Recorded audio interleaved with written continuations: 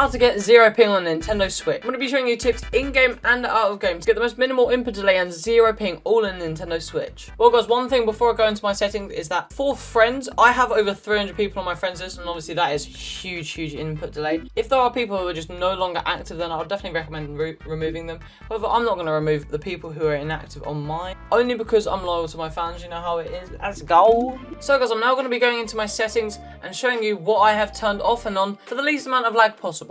I have brightness at 133%, however I would recommend you guys to have this around about 80% and turning off colorblind mode, since it's known that this will give you a little bit less input delay. It may not seem like much less at first, but you know, it all adds up. Something around about here as long as you can still see your game clearly. I'm definitely going to recommend having these next two options off. Auto downloading high resolution textures. And Fortnite literally tell you, turning off this feature may help improve performance and save disk space. So trust Fortnite and just keep this off. And also have this one off since it doesn't really make much of a difference. I've show FPS on because many people don't think I'm on 30 FPS or even Nintendo Switch.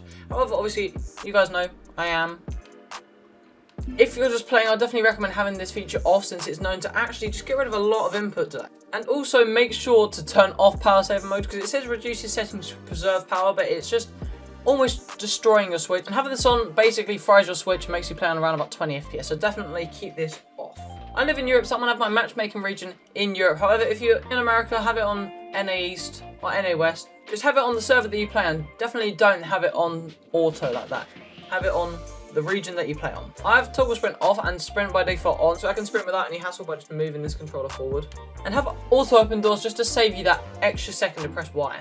I used to have auto pick up weapons on, however, I think this would probably make you lag a bit more since it's just giving the game more stuff to do. And for making the game be the smoothest, you need to have this off. So for preferred item sorts, obviously you could have this off. However, I actually think this is a useful thing to have on. This can save you a lot of time since the guns that you pick up will automatically go into the place you want them to be.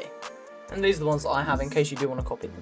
These settings are really important to have on and off. So basically, reset building choice. I think you should definitely have this setting on. However, disable pre-edit option. This is a controversial one. If you want to have pre-edits and obviously just have this off anyway. However, if you don't, then have this on. But if you're in that fine line in between, having it off actually makes the game so smooth. I'm not even joking. Also, turn on turbo building. It's very good. Confirm edit release. I have this off since it says automatically confirms an edit action on input released. However, controlling this yourself means that you can speed up this process since I'm assuming it's an automatic time before it's confirmed. You being able to control it is much better than have contextual tips off, obviously. For these settings, just have these off. Invert view is not needed whatsoever. I have my HUD scale at 92%. However, I'd recommend having this anywhere in between 50 and 80%.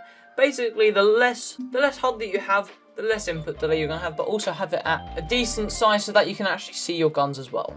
One thing that in case you don't have off, you should turn off is show spectator count. It's not needed whatsoever in my opinion. And also just have all of the ones that I have on and all the ones that I have off. It'll just give you less input delay. Well guys, gyro doesn't really affect lag and ping as much. However, if you do want to improve, definitely do switch to it. And I have got some very fresh settings. If you want to copy them down, please do. So now onto the input of controller sections. This is what I have. I have slide hold time at 0.113. Only because I had it at the most minimal and all I was doing was sliding. I couldn't even crouch. So now that for me is comfortable. And edit hold time I have at 250, and I'll explain why right now. And that reason is because I have not necessarily, well, I have double edit buttons, but that's not really the thing for it. It's switch mode / edit and edit. I have all of them. So I got switch mode on A, edit on X, and switch mode / edit on the right D-pad. So, if you guys do that, not necessarily edit on X, obviously it could be on any other bind, and then put your edit hold time either to the most minimal or the maximal, it's really good. Very important to have controller auto run on and build immediately / builder pro as on as well. Here are my settings if you do want to copy them, by the way. I don't really mind if you do. They are very good, by the way. And I play exponential because exponential it's very good. I know I have aim assist strength at 99%. I don't know why actually. However, it works for me, so that's good. And my dead zones are at 5 and 10. This is what I have because it works. We all know what to do in the audio sections.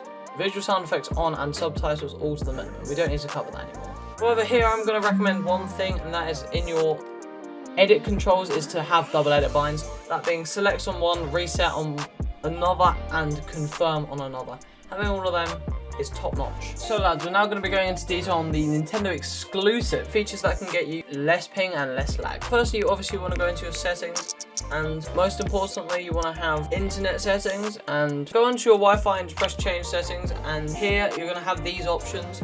I'm just going to give you some recommendations on what they should be. You want to go into DNS settings and turn it from automatic to manual, and go into primary DNS and secondary DNS, and you want to put in, as long as you're Europe, this should work, by the way. By the way, I'm not too sure if these work on NA East, but I'm 100% sure they work on EU. So you should definitely put in 008.008.008.008 for the first one, and then for the second one is literally the same, other than for the third and the fourth, you want to go 004.004.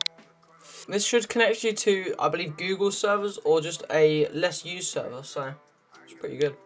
However, we are not done here. For MTU, I would recommend having this at 1500. Having this at 1500 is very, very good. And connect automatically, obviously, have this on. And one thing before I go on to the next tip, definitely get wired connection or Ethernet. I used to play in 60 ping, but once I got an Ethernet cable, that went down to like 10 to 20, so definitely do consider getting one. So now on to data management. This is something that I would definitely recommend. Moving data between SD card and system memory. For example, if I notice my Funimation lagging a bit, I would put this and switch it over to my SD card, and all of that would be moved over there. I would definitely recommend doing this with basically all the games other than Fortnite onto the micro SD card if you have one, and only having Fortnite on your system memory. Also, do keep it on dark mode, because that is about as blinding as anything. So looking into the sun, guys, come on. And just for general tips, have notifications for finished downloads on, so that you know when your downloads are finished.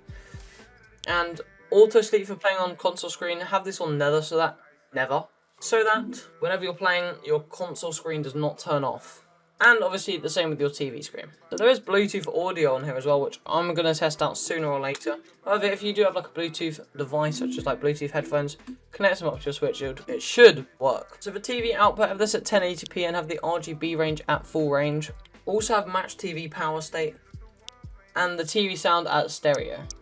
Also make sure your system is fully updated.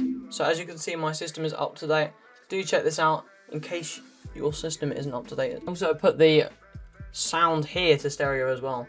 And changing the display colors, don't do this at all. Thank you so much for watching to the end of the video. Make sure to like and subscribe with notifications on, since only 1% of my viewers are subscribed. Now that you've got 0 ping, if you're looking to record your gameplay, make sure to check out the video over there, since it's me telling you how to record your gameplay on Nintendo Switch. My name's Codium and I'm out. Peace.